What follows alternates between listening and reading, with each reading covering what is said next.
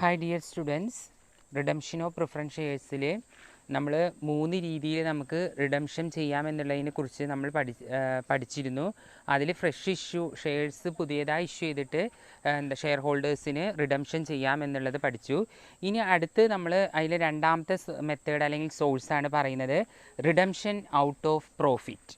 Redemption out of profit എന്ന് പറഞ്ഞാൽ പ്രോഫിറ്റിൽ നിന്ന് നമ്മൾ എന്ത് ചെയ്യുക, ഷെയർ ഹോൾഡേഴ്സിൻ്റെ പൈസ ക്യാഷ് എന്ത് ചെയ്യുക, തിരിച്ചു കൊടുക്കുക. Repayment to the out of profit. Profit എന്ന് പറയുമ്പോൾ കമ്പനിയിൽ കിട്ടുന്ന പ്രോഫിറ്റ് നമ്മൾ പറയുക ഡിവിഡൻഡ് എന്നാണ് പറയുക. ഈ ഡിവിഡൻഡ് നമ്മൾ എന്ത് ചെയ്യും, ഷെയർ ഹോൾഡേഴ്സിന് വീതിച്ചു കൊടുക്കണം. അപ്പോൾ പ്രിഫറൻസ് ഷെയർ ഹോൾഡേഴ്സിന് ഡിവിഡൻഡ് കൊടുക്കണം. അതിന് പുറമെ ഇവരെന്ത് ചെയ്യും, റിഡംഷൻ ചെയ്യാൻ വേണ്ടിയിട്ട് ഷെയർസ് റിഡംഷൻ ചെയ്യാൻ വേണ്ടിയിട്ട് പ്രിഫറൻസ് ഷെയർ റിഡംഷൻ ചെയ്യാൻ വേണ്ടിയിട്ട് ഇവർ ഒരു ഫണ്ട്, എന്തെങ്കിലും ഫണ്ടുകൾ ക്രിയേറ്റ് ചെയ്ത് വെച്ചിട്ടുണ്ടാവും. ഇങ്ങനെയുള്ള ഫണ്ടുകൾ വഴിയും എന്ത് ചെയ്യാം, ഇവർക്ക് റിഡംഷൻ നടത്താമെന്നുള്ളതാണ് പറയുന്നത്. അത് ചിലപ്പോൾ ഔട്ട് ഓഫ് പ്രോഫിറ്റ് ആയിരിക്കാം. Redeemable preference shares can be redeemed out of the divisible profit എന്നാണ് പറയുക. ഡിവിസിബിൾ എന്ന് പറയുമ്പോൾ നമ്മൾ കരുതി വയ്ക്കുന്നതാണ്. അഥവാ ഡിവിസിബിൾ പ്രോഫിറ്റ്സ് ഫോർ ഡിവിഡൻറ്റിൽ നിന്ന് കിട്ടുന്ന ഡിവിഡൻറ്റിൽ നിന്ന് ഒരു ഭാഗം നമ്മുടെ പ്രിഫറൻസ് ഷെയർ ഹോൾഡേഴ്സിന് മാറ്റി വെച്ചതിൻ്റെ ഒരു ഭാഗം നമ്മൾ എന്ത് ചെയ്യും, അവർക്ക് തിരിച്ചു കൊടുക്കാൻ വേണ്ടി കൊടുക്കും. ഫോർ എക്സാമ്പിൾ, ഈ ഡിവിസിബിൾ പ്രോഫിറ്റ് അല്ലെങ്കിൽ അൺഡിസ്ട്രിബ്യൂട്ടഡ് പ്രോഫിറ്റ് എന്ന് പറഞ്ഞാൽ എന്തൊക്കെയാണ് നമുക്കറിയണം. അത് നമ്മൾ പ്രോബ്ലം ചെയ്യുമ്പോൾ നമുക്ക് വ്യക്തമായിട്ട് ഇതിനെക്കുറിച്ച് ധാരണ ഉണ്ടായിരിക്കണം. ഈ ഡിവിസിബിൾ പ്രോഫിറ്റ് അല്ലെങ്കിൽ അൺഡിസ്ട്രിബ്യൂട്ടഡ് പ്രോഫിറ്റ് എന്താണെന്നുള്ളത് ക്ലിയർ ഐഡിയ കിട്ടാൻ വേണ്ടിയിട്ട് ഞാൻ നിങ്ങൾക്ക് പറഞ്ഞുതരാം. ഡിവിസിബിൾ പ്രോഫിറ്റ് അല്ലെങ്കിൽ അൺഡിസ്ട്രിബ്യൂട്ടഡ് പ്രോഫിറ്റ് എന്താണെന്നുള്ളത് ഞാൻ വ്യക്തമായിട്ട് പറഞ്ഞു തരുമ്പോൾ ഓരോ ഐറ്റംസുകളും എന്താണെന്ന് നിങ്ങൾ പഠിച്ചു വെക്കണം. ഡിവിസിബിൾ പ്രോഫിറ്റിൽ ഉള്ള ഐറ്റംസുകൾ ഏതാണെന്നുള്ള ഓരോന്നും നിങ്ങൾ അറിഞ്ഞിരിക്കണം. എന്നാലേ നമുക്കതിൻ്റെ ജേർണൽ ചെയ്യുമ്പോൾ അറിയുള്ളൂ. General reserve fund, dividend equalisation reserve, investment fluctuation reserve, insurance fund, workmen's compensation fund, workmen's accident fund, debenture redemption reserve for contingencies, any other revenue reserve, profit and loss account balance etcetera. ഇതൊക്കെ നമ്മുടെ divisible പ്രോഫിറ്റുകളാണ്. ഇതൊക്കെ നമ്മൾ divisible പ്രോഫിറ്റുകളായി കരുതി വയ്ക്കുന്ന ബിസിനസ്സിൽ redemption ചെയ്യാൻ വേണ്ടി ഭാവിയിൽ നമുക്ക് ഷെയർ ഹോൾഡേഴ്സിന് അവരുടെ നിന്ന് വാങ്ങിയ ക്യാപിറ്റൽ നമ്മൾ തിരിച്ചു കൊടുക്കേണ്ടി വരും എന്നുള്ള ഒരു അറിവ് നമുക്കുണ്ട്. അപ്പോൾ നമ്മൾ അത് തിരിച്ചു കൊടുക്കേണ്ടി വരും ഭാവിയിൽ എന്നുള്ളത് അറിഞ്ഞുകൊണ്ട് നമ്മൾ സ്വരൂപിച്ച് വെക്കുന്ന അല്ലെങ്കിൽ നമ്മൾ എടുത്തു വെക്കുന്ന ക്യാഷിനെയാണ് നമ്മൾ എന്ത് പറയുക, ഡിവിസിബിൾ പ്രോഫിറ്റ് എന്ന് പറയുക. അത് ഈ ഒരു ടൈപ്പിലൊക്കെയാണ്, ഈ ഒരു രീതിയിലൊക്കെയാണ് ഉള്ളത്. അപ്പോൾ ഇത് പഠിച്ചു വെച്ചാൽ മാത്രമേ നമുക്ക് ജേർണൽ എൻട്രി വരുമ്പോൾ ഇത് ഡിവിസിബിൾ പ്രോഫിറ്റ് ആണെന്നുള്ളതും അത് ഉപയോഗിച്ചിട്ട് ജേർണൽ എൻട്രി എഴുതാനും പറ്റുള്ളൂ. General reserve fund, dividend equalisation reserve, investment fluctuation reserve, insurance fund, workmen's compensation fund, workmen's accident fund, debenture redemption reserve for contingencies, other revenue reserve, profit and loss account balance. Okay, ഇനി in the case of shares redeemed should be transferred from divisible profit to capital.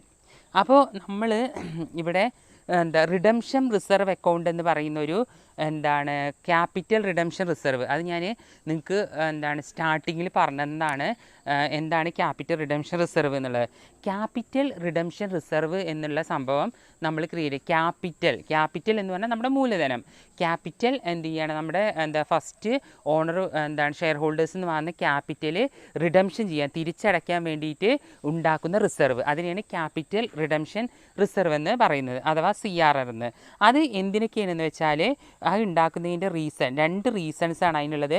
Capital maintenance ചെയ്യുവാൻ വേണ്ടിയും safe guard of credit. നമ്മൾക്ക് creditors, നമ്മൾ പൈസ കൊടുക്കാനുള്ള ആൾക്കാരാണ് നമ്മുടെ creditors എന്ന് പറയുന്നത്. നമ്മൾ ബാങ്കിൽ നിന്നും പല ഫിനാൻഷ്യൽ ഇൻസ്റ്റിറ്റ്യൂഷൻസിൽ നിന്ന് നമ്മൾ ക്യാഷ് എന്ത് ചെയ്തിട്ടുണ്ടാവും, ഡെപ്റ്റ് വാങ്ങിയിട്ടുണ്ടാവും. ആ ഡെപ്റ്റ് തിരിച്ചു കൊടുക്കാൻ വേണ്ടിയിട്ടുമാണ്. അപ്പോൾ ക്യാപിറ്റൽ മെയിൻ്റനൻസ് എന്ന് പറയുന്നത് important purpose of creating CRR is to maintain the capital intact.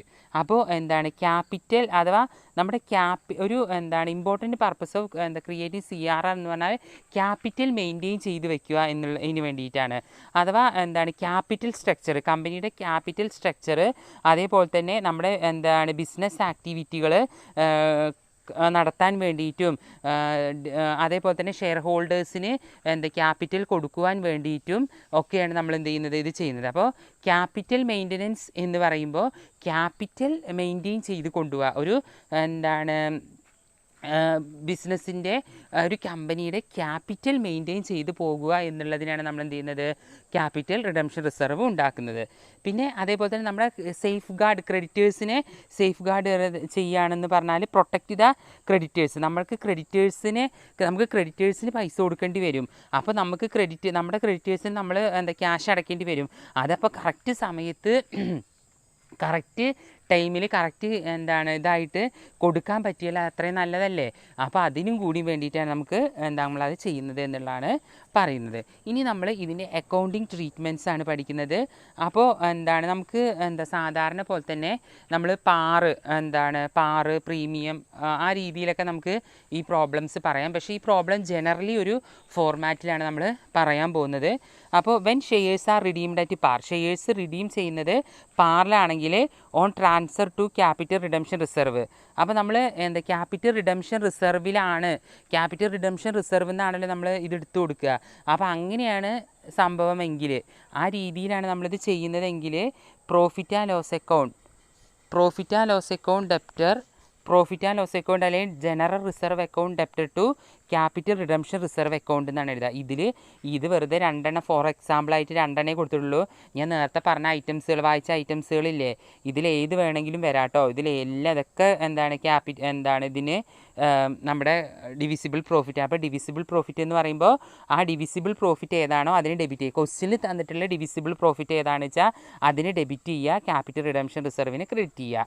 ഇനി റിഡംഷൻ ഓഫ് ഷെയർസ്, നമുക്ക് ഷെയർസ് റിഡംഷൻ ചെയ്യുമ്പോൾ preference share capital account debtor to preferent share holders account, redeemable preference share capital എന്ന് എഴുതാം കേട്ടോ. പിന്നെ on payment of preference share holders payment ചെയ്യുമ്പോൾ preference share holders account debtor to bank account എന്നും കൊടുക്കുക. അതിപ്പോൾ നമ്മൾ നേരത്തെ പറഞ്ഞത് പ്രീമിയത്തിലാണ്, നേരത്തെ പറഞ്ഞത് നമ്മൾ പാറിലാണ്. ഇനി നമുക്ക് പ്രീമിയത്തിലുണ്ട്. പ്രീമിയത്തിലാവുമ്പോഴും ഇതേപോലെ തന്നെ ഇവിടെ പ്രീമിയം അക്കൗണ്ടാണ് കേട്ടോ കൊടുക്കുക. ഇവിടെ സെക്യൂരിറ്റീസ് പ്രീമിയം അക്കൗണ്ട്, ഇതേപോലെ തന്നെ നമ്മൾ പ്രീമിയത്തിൽ നിന്നാണ് റിഡംഷൻ ചെയ്യുന്നതെങ്കിൽ സെക്യൂരിറ്റി പ്രീമിയം ആവാം, അല്ലെങ്കിൽ പ്രോഫിറ്റ് ആൻഡ് ലോസ് അക്കൗണ്ട് ആവാം, ക്യാപിറ്റൽ റിസർവ് ആകാം, ഇതൊക്കെ ആവാം. ടു പ്രീമിയം ഓൺ റിഡംഷൻ എന്നും പറയാം. പിന്നെ അത് നമ്മൾ നമ്മൾ പേയ്മെൻറ്റ് നടത്തുമ്പോൾ, മണി പേയ്മെൻറ്റ് നടത്തുമ്പോൾ പ്രിഫറൻസ് ഷെയർ നമ്മൾ തൊട്ട് മുമ്പ് പഠിച്ചതുപോലെ തന്നെ preference share capital, redeemable preference share capital account debtor, premium on redemption account. ഇവിടെ റിഡീം എന്നുള്ള വാക്ക് കൊടുത്തിട്ടില്ല, ജസ്റ്റ് പ്രിഫറൻസ് ഷെയർ ക്യാപിറ്റൽ എന്ന് മാത്രമേ എല്ലാത്തിനും കൊടുത്തത്. റിഡീം എന്ന് നമുക്ക് എഴുതാം. Redeem preference share capital account debtor. Premium ചെയ്യുമ്പോൾ പ്രീമിയത്തിലാണ് നമ്മൾ എന്ത് ചെയ്യുന്നത്, ഇത് കൊടുക്കുന്നതെങ്കിൽ, പ്രീമിയത്തിലാണ് കൊടുക്കുന്നതിലെങ്കിൽ എന്ത് ചെയ്യണം, പ്രീമിയത്തിനെ ഡെബിറ്റ് ചെയ്യണം പറഞ്ഞില്ലേ, ടു പ്രിഫറൻസ് ഷെയർ ഹോൾഡേഴ്സ് എന്നുള്ള ഈ ജേണൽ എൻട്രിയാണ് ഉപയോഗിക്കുക. അപ്പോൾ റിഡീമബിൾ പ്രിഫറൻസ് ഷെയർസ് എന്ന് വേണമെങ്കിൽ നമുക്ക് എന്ത് ചെയ്യാം, ജേണൽ എൻട്രിക്ക് വേണമെങ്കിൽ ഉപയോഗിക്കാം. അല്ലെങ്കിൽ പ്രിഫറൻസ് ഷെയർ ക്യാപിറ്റൽ എന്ന് വേണമെങ്കിൽ മാത്രം എന്ത് ചെയ്താലും മതി, ഉപയോഗിച്ചാലും കുഴപ്പമില്ല. നമ്മൾ കഴിഞ്ഞതിലൊക്കെ റിഡീമബിൾ പ്രിഫറൻസ് ഷെയർ ക്യാപിറ്റൽ എന്ന് ഉപയോഗിച്ചിരുന്നല്ലോ, റിഡീം ചെയ്യുമ്പോൾ തിരിച്ച് റീപേയ്മെൻറ്റ് ചെയ്യുമ്പോൾ നമ്മൾ അങ്ങനെ ഉപയോഗിച്ചിരുന്നല്ലോ. അപ്പോൾ വേണമെങ്കിൽ നമുക്ക് എന്ത് ചെയ്യാം, ആ രീതിയിലും നമുക്ക് എന്ത് ചെയ്യാം, ഈ പ്രോബ്ലം വർക്കൗട്ട് ചെയ്യാം. അപ്പോൾ ഒന്നുമില്ല, ഡിസ്കൗണ്ടിൽ ചെയ്യാനുള്ള രണ്ട് രീതിയിലാണ് ചെയ്യാറുള്ളത്. അറ്റ് പാറിലാവുമ്പോൾ ഏതാണോ ഡിവിസിബിൾ പ്രോഫിറ്റ്, അത് ചിലപ്പോൾ പ്രോഫിറ്റ് ആൻഡ് ലോസ് അക്കൗണ്ട് ആവാം, ജനറൽ റിസർവ് ആവാം. അപ്പോൾ അങ്ങനെയുള്ളതിന് ഡെബിറ്റ് ചെയ്തിട്ട് ക്യാപിറ്റൽ റിഡംഷൻ റിസർവ് അക്കൗണ്ടിന് ക്രെഡിറ്റ് ചെയ്യുക. പിന്നെ നമ്മൾ നേരത്തെ പഠിച്ച പോലെ തന്നെ ഈ റിഡീമബിൾ ചെയ്യുമ്പോഴുള്ള എൻട്രി എന്ന് പറയുമ്പോൾ നേരത്തെ പഠിച്ച പോലെ തന്നെയാണ്.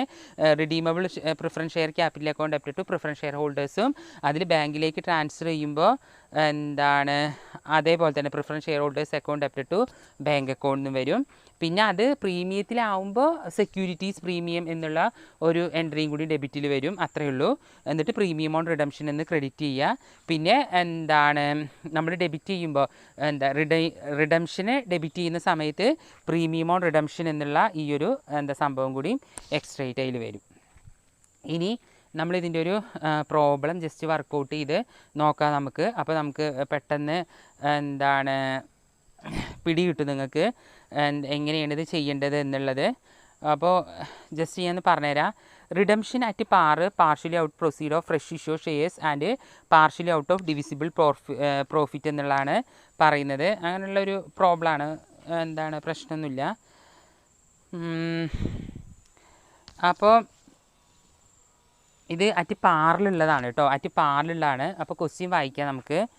AB ലിമിറ്റഡ് ഇഷ്യൂ ചെയ്തത് 1,00,000 പ്രിഫറൻസ് ഷെയർസ് 10 രൂപ നിരക്കിലാണ് പാറിൽ. റിഡീമബിൾ ആഫ്റ്റർ 31 മാർച്ച് 2012 അറ്റ് പാറിൽ റിഡീം ചെയ്യാണിത്. കമ്പനിക്ക് ഇവിടെ ഒരു ജനറൽ റിസർവ് 6 ലക്ഷം ഉണ്ട്. Profit and loss account balance 1 lakh ഉണ്ട്.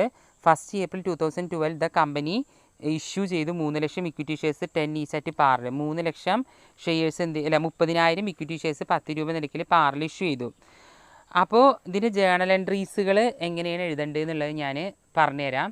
ആദ്യം നമ്മളിതിൽ തന്നിട്ടുള്ളത് എന്താണെന്ന് നോക്കണം. നമ്മുടെ ഡിവിസിബിൾ പ്രോഫിറ്റുകൾ ഏതൊക്കെയാണ് നോക്കണം. അപ്പോൾ അതിൽ നിങ്ങൾക്ക് നേരിട്ട് നമുക്ക് കണ്ടാൽ തന്നെ മനസ്സിലാവും ജനറൽ റിസർവും പ്രോഫിറ്റ് ആൻഡ് ലോസ് അക്കൗണ്ടും ഉണ്ടാകും. അപ്പോൾ ആ ജനറൽ റിസർവിനെയും പ്രോഫിറ്റ് ആൻഡ് ലോസ് അക്കൗണ്ടിനും ഡെബിറ്റ് ചെയ്യുക. അത് എത്ര എമൗണ്ട് വെച്ചാൽ 2 എമൗണ്ട് എഴുതുക. എന്നിട്ട് ക്യാപിറ്റൽ റിഡംഷൻ റിസർവിന് ക്രെഡിറ്റ് ചെയ്യുക. ഇത് രണ്ടും പാടെ കൂട്ടിയിട്ട് 7 lakh. Narration, redemption, partially out of divisible profit. അപ്പോൾ ഈ ക്വസ്റ്റ്യനിൽ പറയുന്നുണ്ട് പാർഷ്യലി ആണ് എന്ത് ചെയ്യുന്നുള്ളൂ ഡിവിസിബിൾ പ്രോഫിറ്റ് എന്ന് കൊടുക്കുന്നത്. പാർഷ്യലി ഫ്രഷ് ഇഷ്യൂവിൽ നിന്നാണ്, പകുതി ഫ്രഷ് ഇഷ്യൂ ചെയ്തിട്ട് എന്ത് ചെയ്യുക, അതിൽ നിന്നാണ് എന്ത് ചെയ്യുന്നത്, എന്താണ് കൊടുക്കുന്നത്. അത് ക്വസ്റ്റ്യൻ്റെ ഫസ്റ്റ് തന്നെ കാണുന്നുണ്ടോ, redemption out partially out of proceed of fresh issue and shares and out of divisible കുറച്ച് ഡിവിസിബിൾ പ്രോഫിറ്റ് നിന്നാണ് റിഡംഷൻ ചെയ്യുന്നത്, കുറച്ച് ഏതെന്നാണ് പുതിയ ഷെയർ ഇഷ്യൂ ചെയ്തിട്ട് അതിൽ നിന്നാണ് കൊടുക്കുന്നത് എന്നുള്ളതാണ് പറയുന്നത്.